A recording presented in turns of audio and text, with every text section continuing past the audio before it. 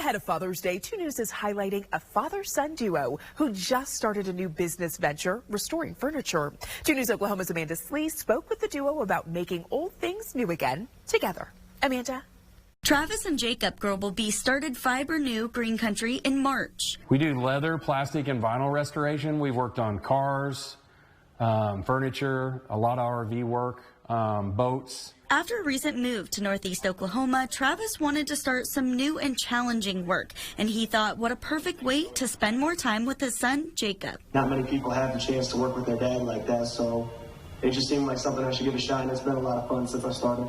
The work is new to them, so along with honing their craft, they are learning how they mesh together as business partners as well as family. I enjoy some parts of the job more than he does, and he's better, like I was talking about with the flooring, you know, with the dyeing the floor and stuff like that. Their goal with Fibrenew is to save cherished items, all while saving someone money. We keep a lot of stuff out of landfills.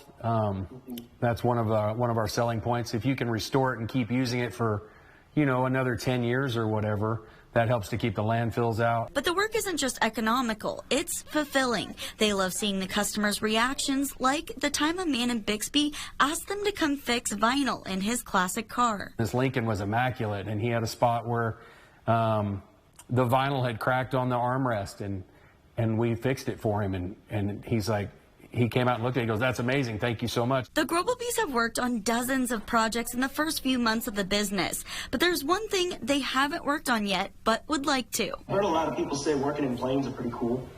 Yeah, we have not had the opportunity to work in an airplane, and I do think that would be pretty cool.